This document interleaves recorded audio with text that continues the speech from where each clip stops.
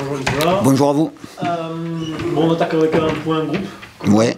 On récupère pas mal de monde puisque Oumar Ngom a repris l'entraînement normal, donc il jouera demain puisque le match de la réserve a été avancé à demain 16h, où les joueurs qui ne seront pas retenus, ils iront tous jouer demain en réserve.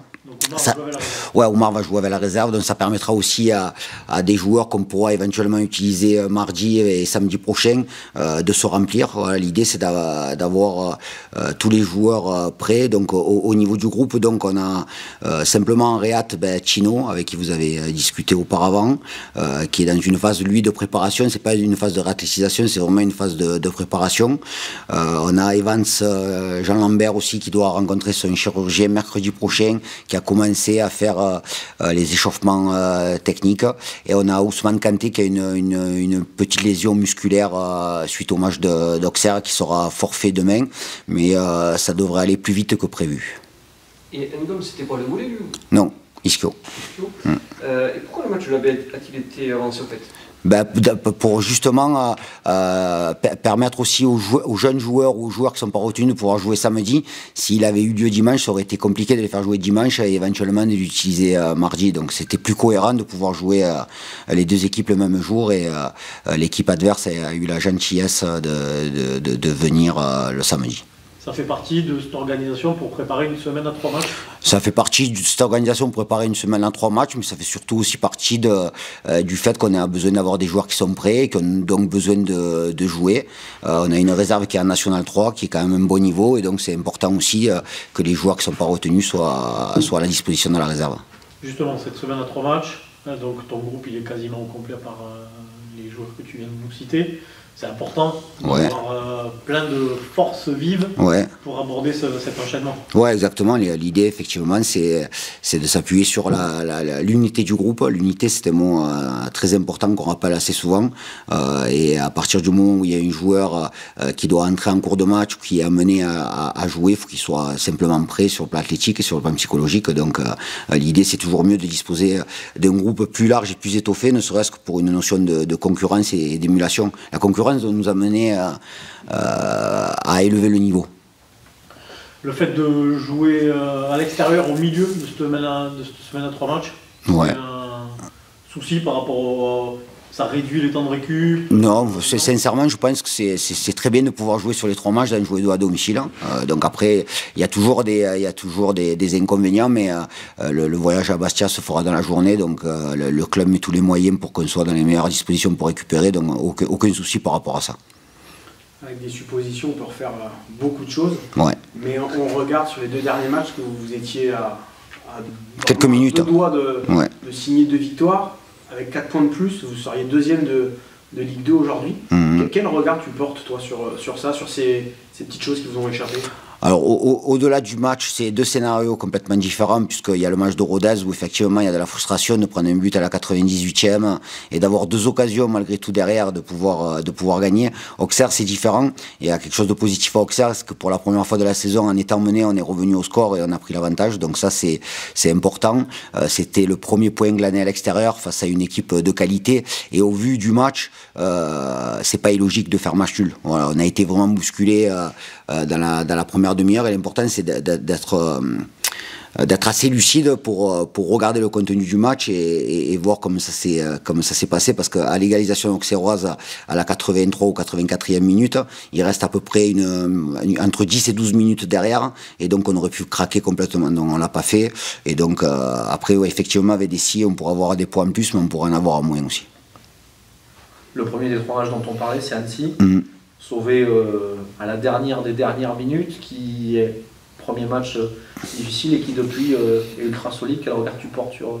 Une équipe très très bien organisée, qui a la même philosophie que la saison dernière, une équipe qui joue en 4-3-3. Alors la particularité de cette équipe, c'est qu'une équipe qui est très bien organisée, qui court beaucoup. Voilà, c'est l'équipe je pense aujourd'hui qui court le plus, parce qu'elle vient chercher haut, elle est capable de déclencher des pressings très hauts, elle est capable de jouer des transitions rapides, donc beaucoup de respect, de méfiance vis-à-vis de cette équipe d'Annecy qui met les mêmes ingrédients au niveau organisationnel que la saison dernière.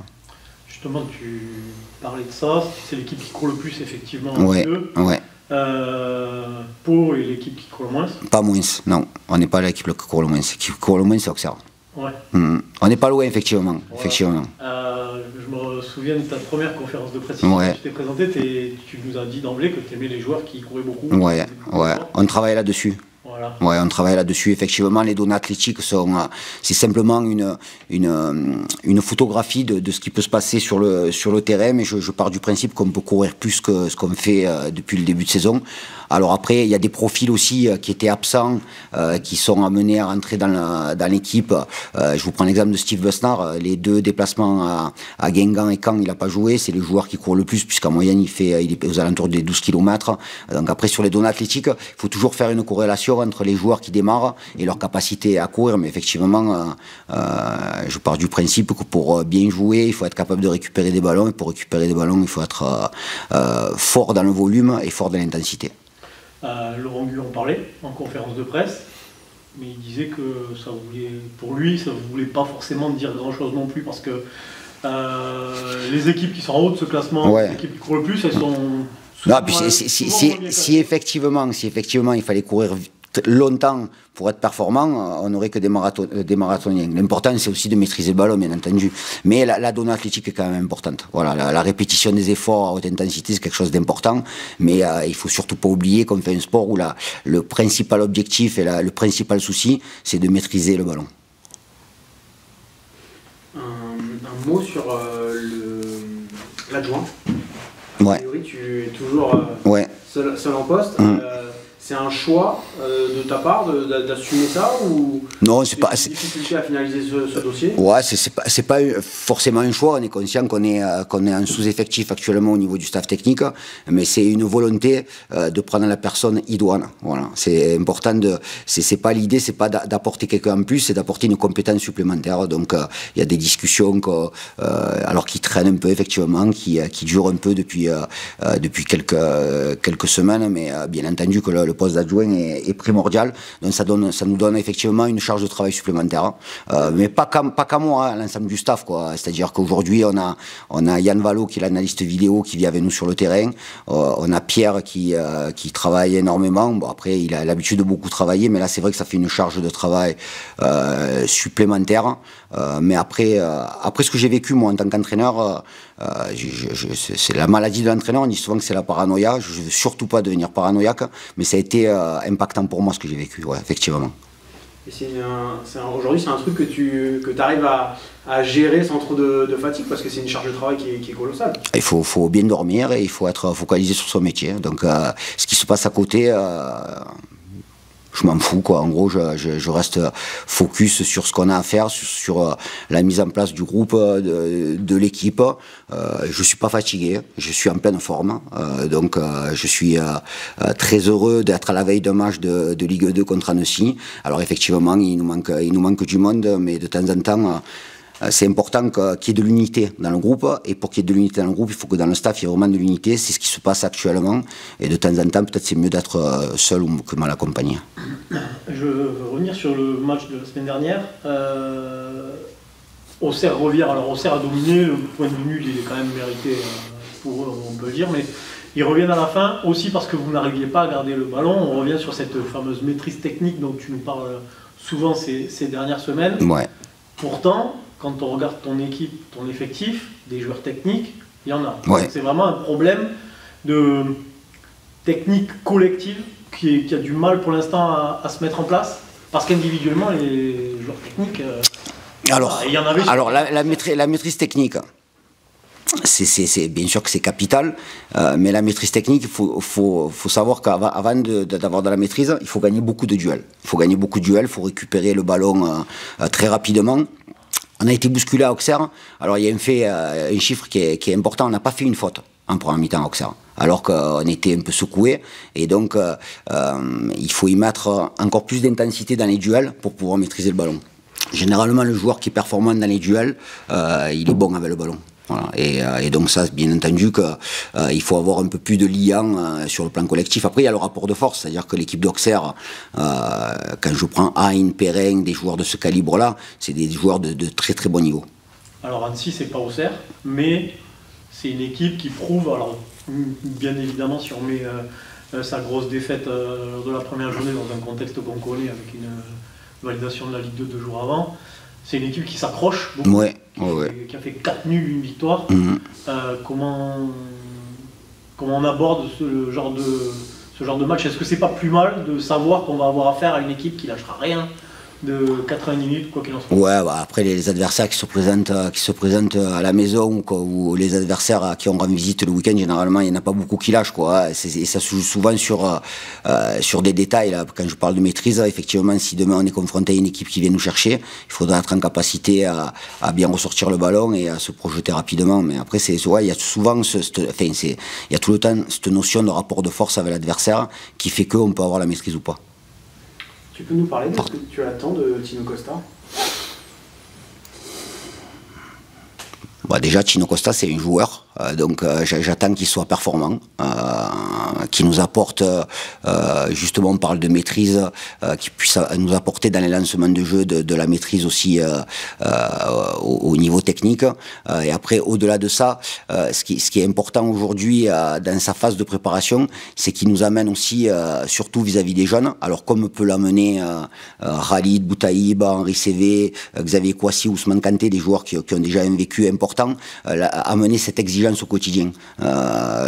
Vous avez l'habitude de voir des entraînements où juste vous arrivez à 10h, ça se termine à 11h30, mais il y a ce qui se passe avant, il y a ce qui se passe après.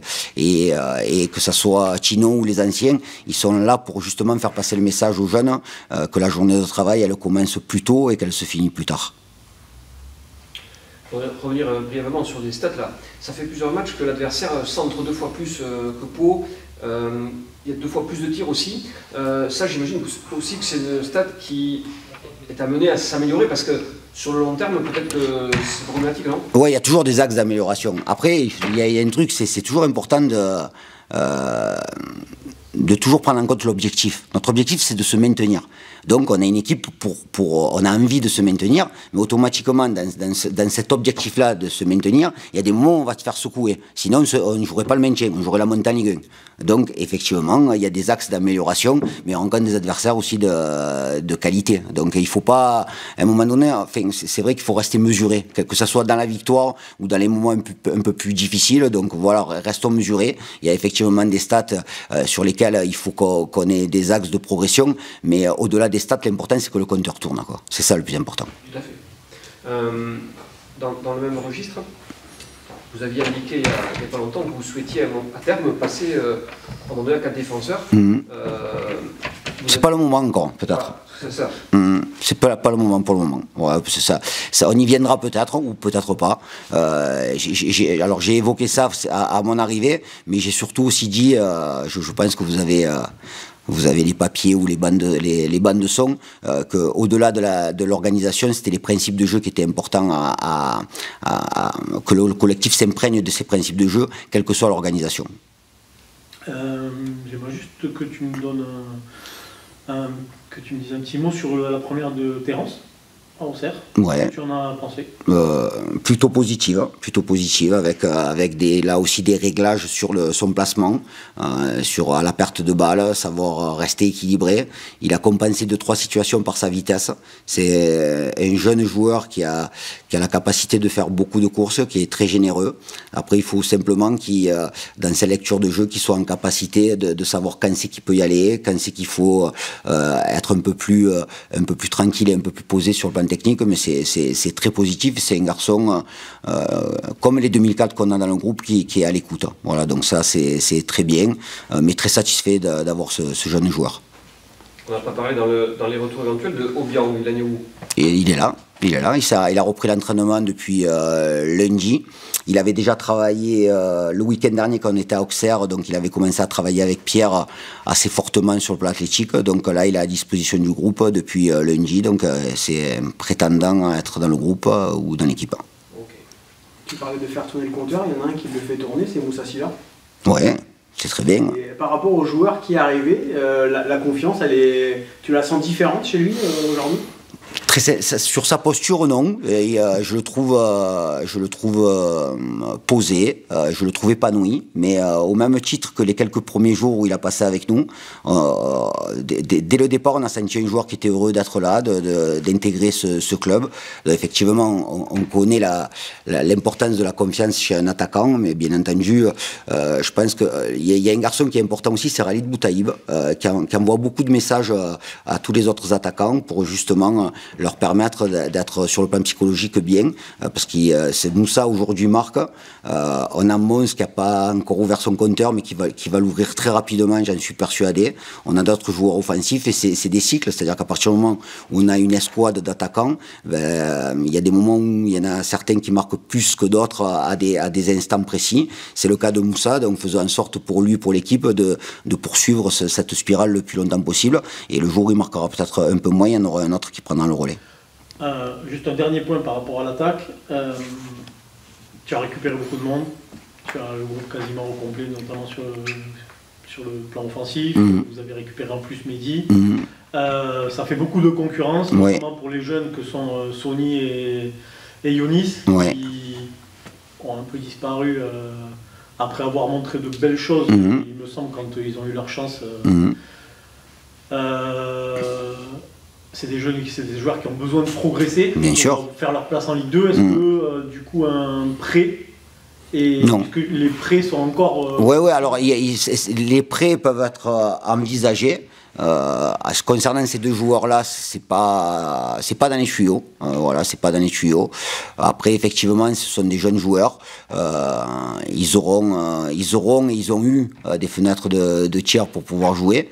Mais il faut pas penser que la semaine se déroule, il y a le match de l'équipe première et qu'à côté il se passe rien. On a une équipe en National 3.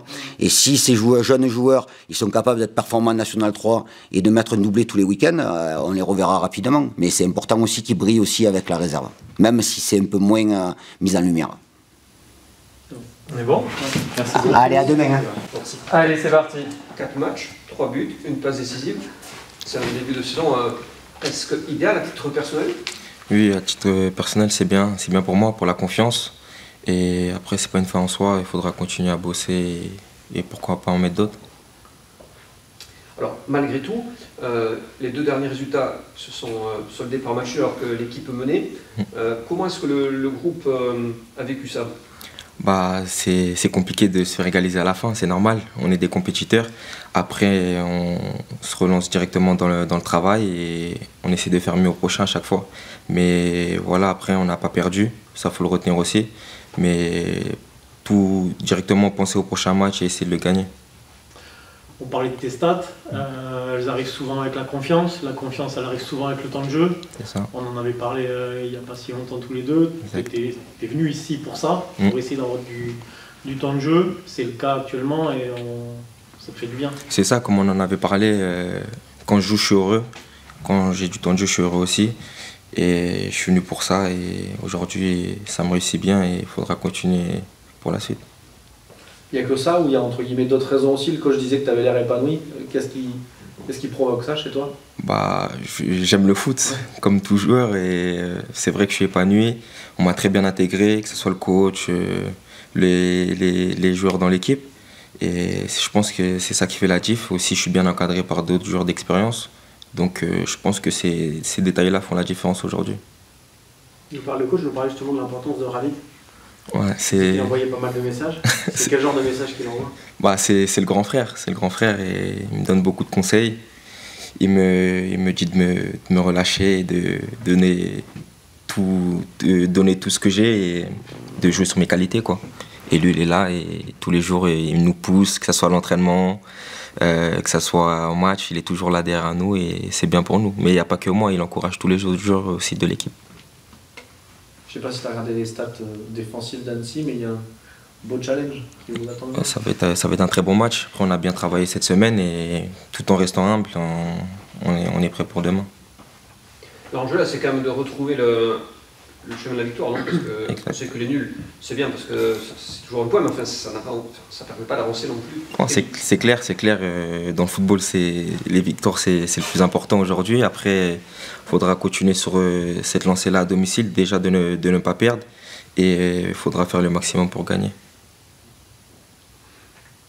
Mais Annecy, ça ressemble à une occasion aussi de faire un break dans la lutte pour le maintien. Après, nous, comme on l'a dit depuis le début de saison, le coach a dû le dire, on prend match après match. Là, c'est Annecy et c'est, comme je l'ai dit juste avant, je me répète, ça va être un très gros match. Ça va pas être un match facile.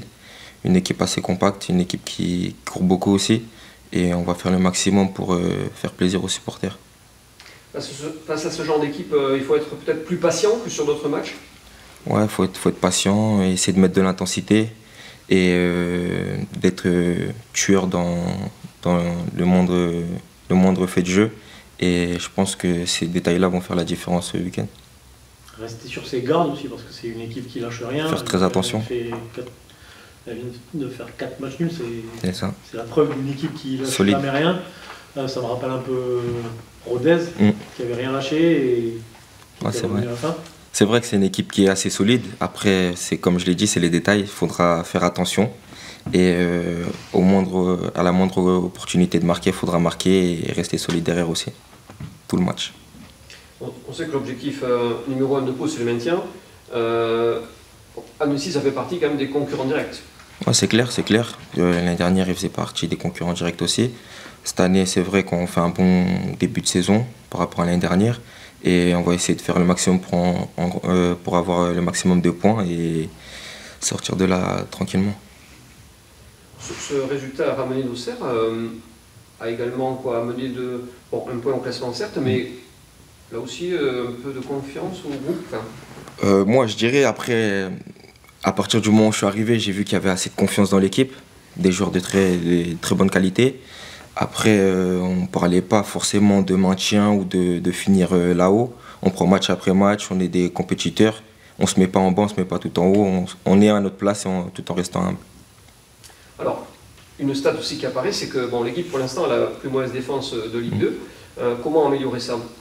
En bossant dur à l'entraînement, en travaillant nos gammes, en restant focus, beaucoup de vidéos aussi. Et là, ça va être un bon test ce week-end. Ça va être un match d'équipe et il faudra faire preuve de caractère.